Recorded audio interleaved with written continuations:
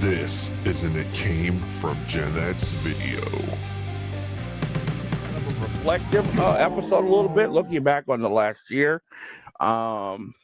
Which, by the way, I look forward. We're going to see Elvis again. Skinner, can't wait. But in April, Yes. Elvis impersonator. So looking forward to that. April 28th.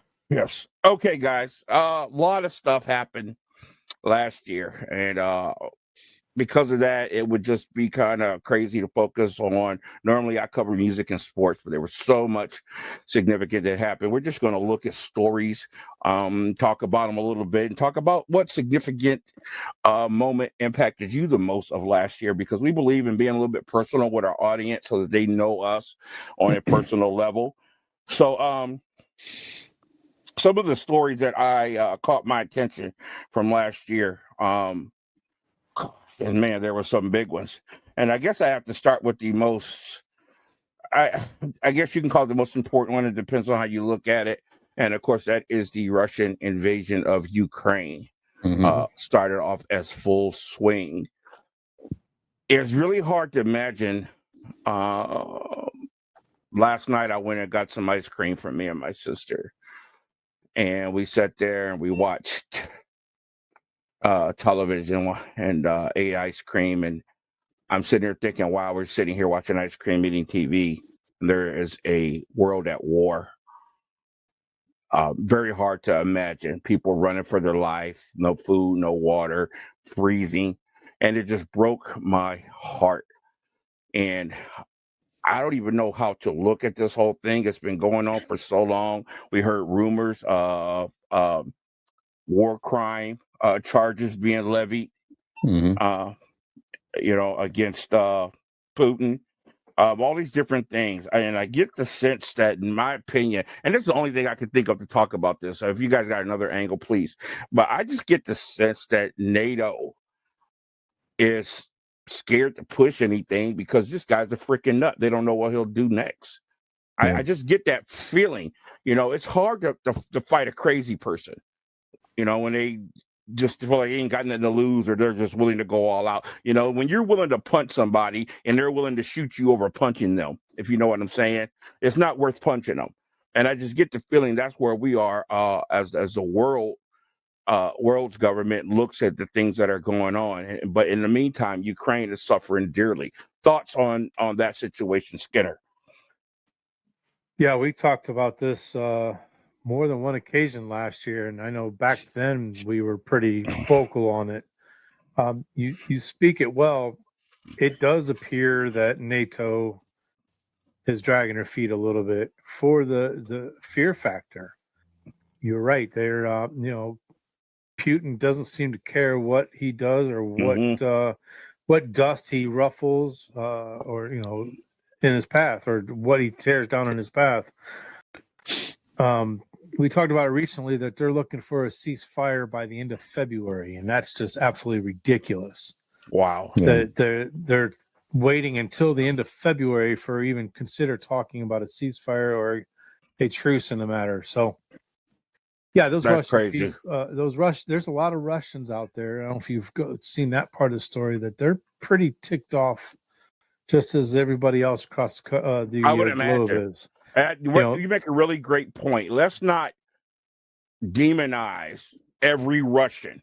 Every Russian citizen. You cannot do that. That is that's correct. a really great point, Skinner. Thank you. Fish, any thoughts? We're talking about a superpower here with multiple nuclear weapons, chemical weapons, maybe biological weapons, things like that.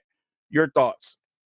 Yeah, it seems to be the closest to a potential, nuclear or other disasters since the 80s. Obviously we had some scare back in the Cold War era a little bit, just sort of a looming.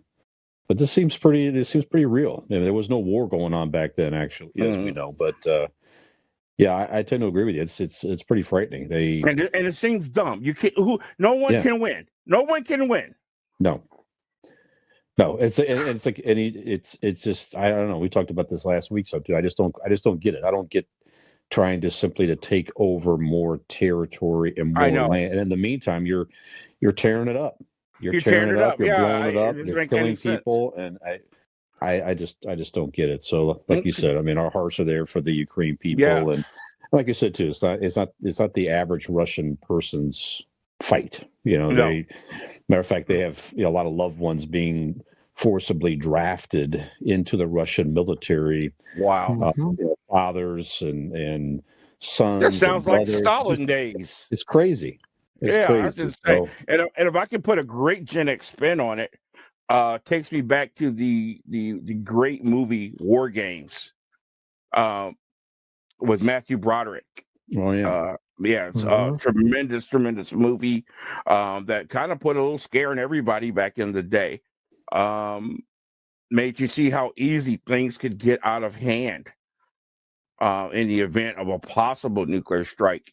Uh, and I think, that movie is starting to play itself out, and we hope it doesn't go any further. So much prayers yep. to the Ukrainian people, and we pray that this war comes to an end. Okay, thank you guys, great stuff. Okay, another huge story, a little bit closer to home.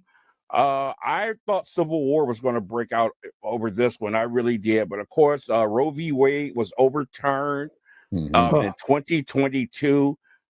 It's been brewing for a while.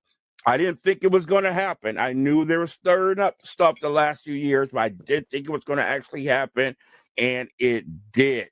I thought it was a great vindication of who's in the highest court in the land, who's been supplanting their people in there.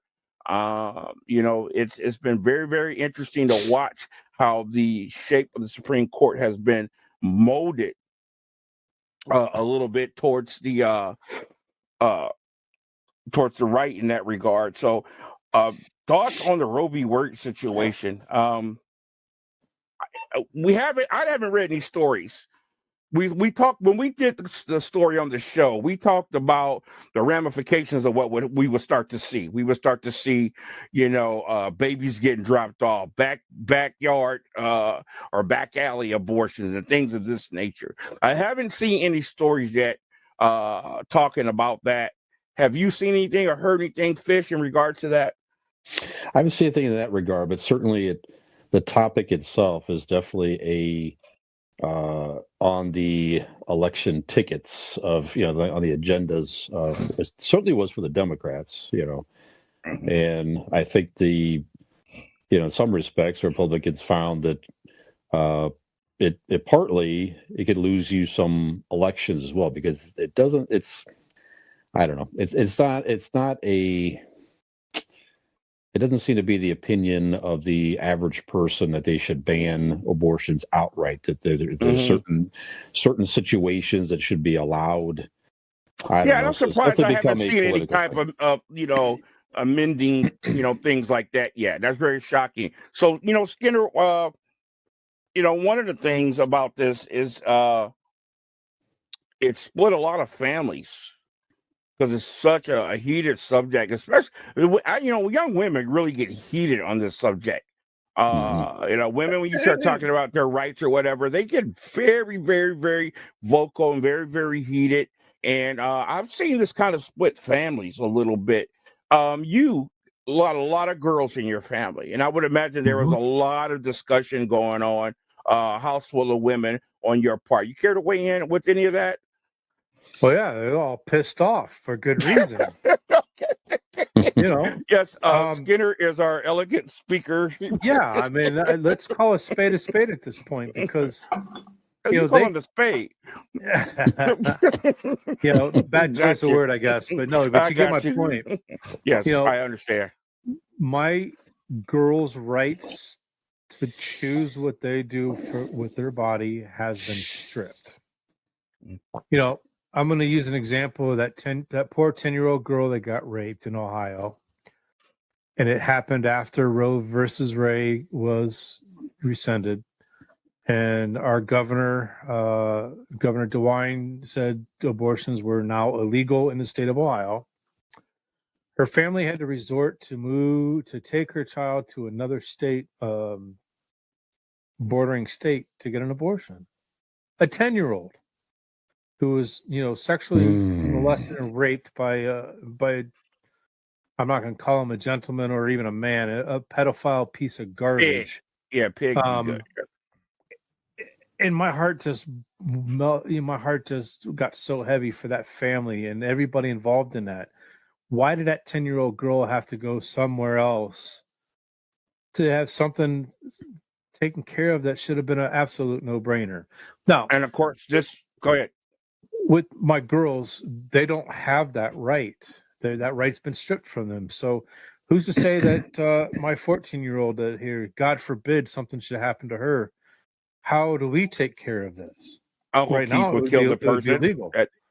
Short of me putting my one of my 3,000 rounds I have in my safe. Uncle Keith's going to prison. That's what's going to happen there. But anyway, yeah. So yeah. The feelings are very harsh. They're very tempers flare. Very heated discussion, and for good reason.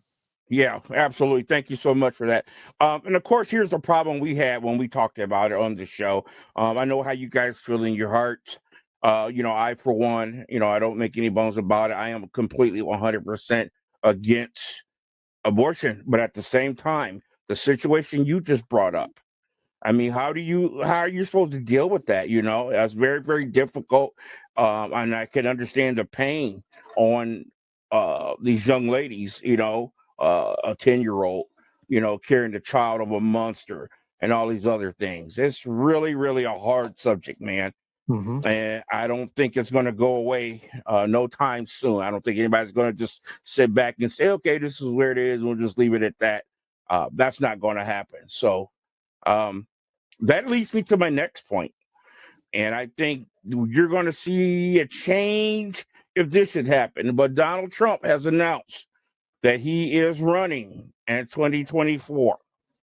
This, to me, here's my problem. I'm not going to sit here and bother and say whether I'm for Trump, against Trump, like Trump, don't like Trump. But I will say I don't like what Trump brought out in a lot of people. And for some reasons, you can call the reasons out. He empowered a very, very strong, racist, if you will, evil section of America. Mm-hmm. They were empowered during his reign in office. They were more vocal. They were more active. There was a lot of boldness in the things that they did and things that were said. That's the part that really worried me and scared me. These people felt like, things that they wouldn't dare say or do before. Well, we can do it now. Trump's in office, blah, blah, whatever. And when he lost that election, I was happy that was quelled. I was happy that part was quelled. With his announcement, I see this swelling up again now. I watched videos of people being surrounded in certain towns by Trump supporters, minorities, surrounded by Trump supporters, calling the N-word and threatening them and pushing them, and police officers just standing there and won't do anything. I've watched this video. It's terrible. They were threatening these two young girls, calling them the N-word, telling them to get out of their town. And they were going to the police, and the police said, I think I sent it to you, Skinner. And the police said, we're not here for that. We're here to watch the crowds or something. Like, are you serious? Now, one of those girls was packing and shot one of these morons, feared for their life. They'd be all over them, probably shoot them. So that's the part of the whole Trump thing that I don't want to see come back. Like I said, I didn't want to get too political on here, but I can tell you what, when he left office and Biden got in office, man, it's like night and day as far as that's concerned, as far as being the president's concerned. I think Biden has screwed this country up in more ways than I can count right now. But there's that negative part of the whole Trump thing, too. So your thoughts on that, Fisher? Yeah, I mean, it's frightening to think of a guy like that could get back into power again. I think also it has reinforced the fact of that you got to get out and vote. I think we're seeing more and more voter turnout, and you saw that. And to people's credit, they did. He got voted out of office. Okay, that's right. And you saw a lot more people getting out voting for whatever your political party is, whatever. I mean, it just reinforces the fact that if you don't like the direction of your leaders in power, you got to get out and vote, and your vote does make a difference, and you can put people in or move people out that you don't want leading you. It's really as simple Absolutely. as that. It's very simple. So, Thank you. Yeah. Good stuff. All right, Skinner, any thoughts, brother? No, nothing really to add. Whether you hate Trump or you're for Trump, whether you hate Biden or you're for Biden, only thing like Fisher said, the only way to change the current climate is go out and vote. Whether Amen that's for to that. Trump, whether that's for somebody else, get out and vote, be heard. Absolutely. But don't go out and be stupid and surround people and call names and let's stop that. You know what? It doesn't matter who it is. We got to stop that stuff. Let's go back and use a word that we talked about last year's shows is gaslighting. That goes for that goes for this as well. So thank you. Absolutely. We got to stop this stupid stuff. White people, black people, all this dumb crap. All this venom. I call it venom because it's just pure venom, hatred. Come on, man. If somebody doesn't agree with you, that is not cause for hatred. In my opinion, that's cause more to try to understand your brother or sister and try to find some common ground. But we're just so quick to hate when someone is opposed to our point of view, and it's really, really sad the way this country is gone right now. Okay. Hey, Fish here from ItCameFromGenX with Skinner and Keith. For every like and subscribe, you may win a free 1-year subscription to the AARP.